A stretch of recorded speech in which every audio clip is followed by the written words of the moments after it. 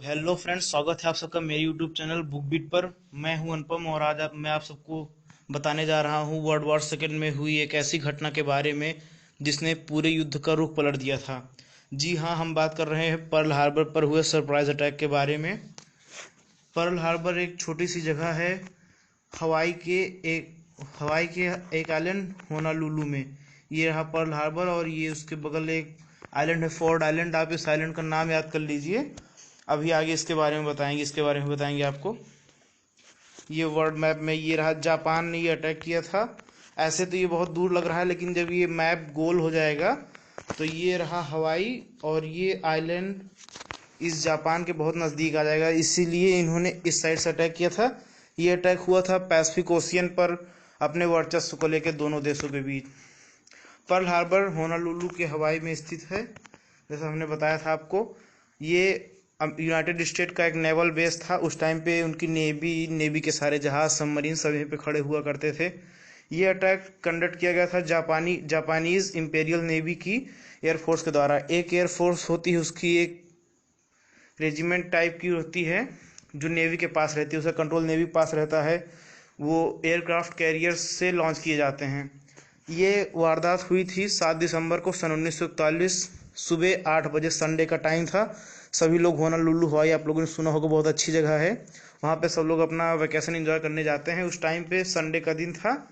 काफ़ी सिविलियंस भी वहाँ पे थे, काफ़ी मिलिट्री भी उस टाइम पे थी, क्योंकि वार का टाइम था तो सारे एरियाज अलर्ट थे। लेकिन इस अटैक के बारे में किसी को कुछ पता नहीं था। ये सीक्रेट अटैक था। इसका नाम जापानीज आर्मी के जो लीडर्स थे उन लोगों ने ऑपरेशन जेड या फिर हवाई ऑपरेशन रखा था। इसे ऑपरेशन एआई भी कहते थे। उस टाइम पे जब जापान ने ये अटैक किया था पर्ल हार्बर पर, जापान उस समय एक विश्व शक्ति के रूप में उभर रहा था। उसने सन 1931 के युद्ध में चाइना को हरा दिया था और उसके मैनचूरिया का जो इलाका जो जापान के नज़दीक है उस पर अपना कब्जा कर लिया था। फिर 1937 को हुआ था सेकेंड सीनो जापानीज वार, उसमें भी जापान जीता था। फर्स्ट वाले में भी उसने काफ़ी टक्कर दी थी। और उस टाइम तक जापान की जो इम्पीरियल आर्मी थी वो काफ़ी कॉन्फिडेंट हो गई थी। आप कह सकते हैं उसके अंदर घमंड आ गया था कि वो अमेरिका तक को हरा सकती है। और इसलिए उसने सोचा, उसने पर्ल हार्बर पर अटैक कर दिया। जिस दिन अटैक हुआ था उस दिन तक यूनाइटेड स्टेट्स न्यूट्रल थे वार के सिचुएशन में। मतलब वो डायरेक्टली वार में नहीं आए थे, वो लोग बैक पीछे से सपोर्ट कर रहे थे उन देशों को जो लड़ रही थी जापान और रूस लोग के खिलाफ।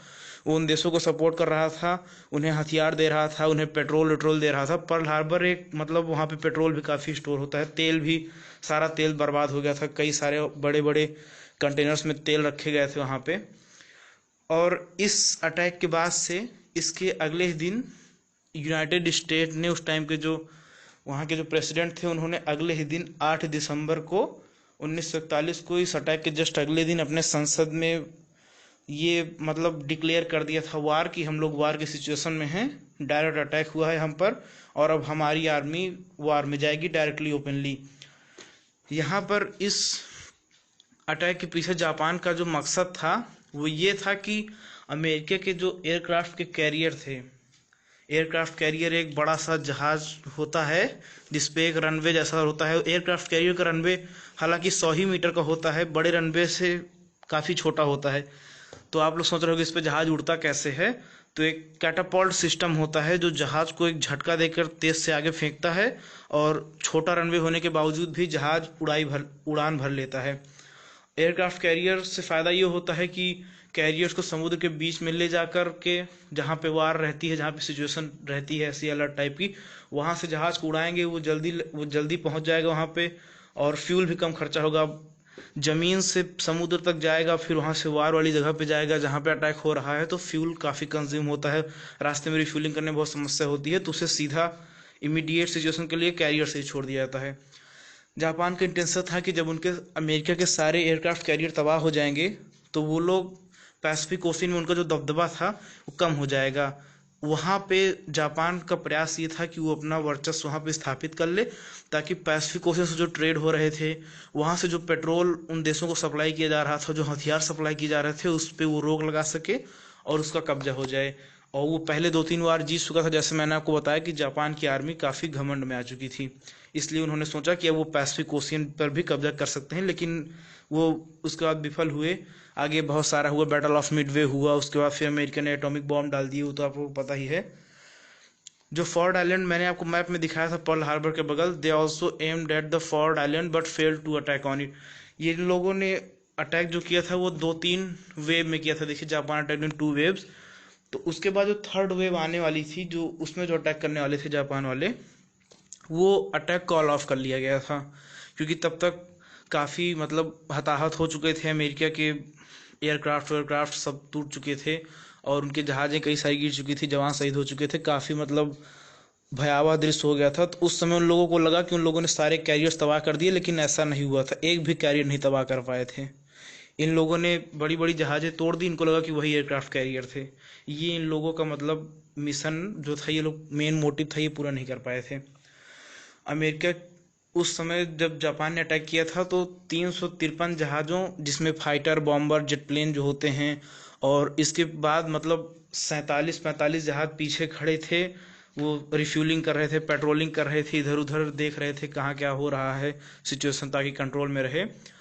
वहाँ पे पर्ल हार्बर पे उस समय 8 जहाज थे, बैटल शिप थे बड़े बड़े, जो अमेरिका के वहाँ पे खड़े थे। 8 में से 4 जो एकदम बुरी तरीके से डिस्ट्रॉय हो गए थे, वो डूब चुके थे। बाकी और 4 में भी काफ़ी डिस्ट्रॉय हुआ था, लेकिन बाद में वो मेंटेन करके अगले वार्स में शामिल हुए वो जहाज। 3 क्रूजर थे, तीनों डूब गए। 3 डिस्ट्रॉयर थे, तीनों डूब गए। एक एंटी क्राफ्ट ट्रेनिंग शिप था अमेरिका का, वो भी टूट गया। अमेरिका के जो 188 जहाज जो वहाँ पे नेवल बेस पे खड़े थे, जापान ने उन सब पे एक सीधे बॉम्बिंग कर दी। 188 जहाज पूरे वहाँ पे डिस्ट्रॉय हो गए। 2403 अमेरिकन सिविलियंस और वहाँ के जो आर्मी ऑफिसर थे या फिर जो जवान थे, वो उनको मतलब वो उनकी मृत्यु हुई, और 1178 लोग वहाँ पे घायल हुए थे इस हमले में। जापान को थोड़ी बहुत हानि हुई, क्योंकि जब अटैक 2 वेव में हो तो पहली वेव तो अटैक कर चली गई, दूसरी वेव में वो लोग थोड़ा अलर्ट हो गए थे। तो जापान के 29 जहाज गिरा दिए गए थे, शॉट डाउन कर दिए गए थे, और 64 जवान जापान के मारे गए थे। और एक थे काजुआ साकामाकी, जो कमांडिंग ऑफिसर थे वहाँ की नेवी के, जापान की, जिन्होंने अटैक किया था जिनके आदेश पर। उनको उनको अमेरिकन्स ने अरेस्ट कर लिया था, वो कैप्चर कर लिए गए थे।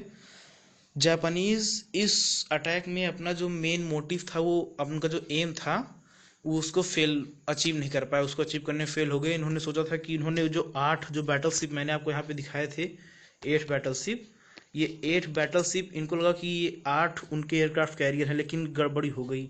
बड़े बड़े जहाज थे लेकिन एयरक्राफ्ट कैरियर नहीं थे। इनको लगा कि इन लोगों ने जीत लिया है, इसलिए इन्होंने तीसरा वेव कॉल ऑफ कर लिया था। बाद में बैटल ऑफ मिडवे हुआ। ये 7 जून को युद्ध खत्म हुआ। ये हुआ था 4 जून को ही बैटल ऑफ मिडवे शुरू हो गया था। 4 जून को एक तरह का फिर से जापान ने सरप्राइज अटैक किया था मिडवे के आइलैंड पर। लेकिन इसमें गड़बड़ी क्या हो गई कि जापान को लग रहा था कि ये सरप्राइज अटैक कर रहे हैं, लेकिन अमेरिका की खुफिया एजेंसी जो CIA है और ये सब जो हैं, इन सब ने पता लगा लिया था इसके बारे में। ये पहले से अलर्ट थे।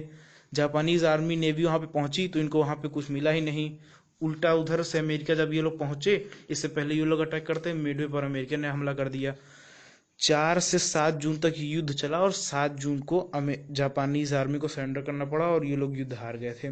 मिडवे का युद्ध हारने के बाद इनकी स्थिति काफ़ी बुरी हो चुकी थी। इसके बाद ये लोग और 1-2 युद्ध हारे और फिर तनाव बढ़ता चला गया। और जैसे आपको पता है, हमको पता है कि 6 और 9 अगस्त को हिरोशिमा और नागासाकी पर अमेरिका ने परमाणु बम गिरा दिए। अगस्त को 1945 परमाणु बम गिरा दिए। किसी को पता नहीं था कि ये इतना खतरनाक बम हो सकता है, इसलिए इसके जस्ट तुरंत बाद से द्वितीय विश्व युद्ध समाप्त कर दिया गया, UN का गठन किया गया, ताकि दोबारा कोई भी विश्व युद्ध ना हो सके। थैंक्स फॉर वॉचिंग, धन्यवाद। Please do like share and subscribe. ये मेरा पहला वीडियो है, इसे ज़्यादा से ज़्यादा शेयर करें, लाइक करें, चैनल को सब्सक्राइब करें, ताकि मैं और वीडियोस बना सकूं। इस तरह के और वीडियोस पाने के लिए चैनल को सब्सक्राइब करें, बेल आइकन बजाएं। धन्यवाद।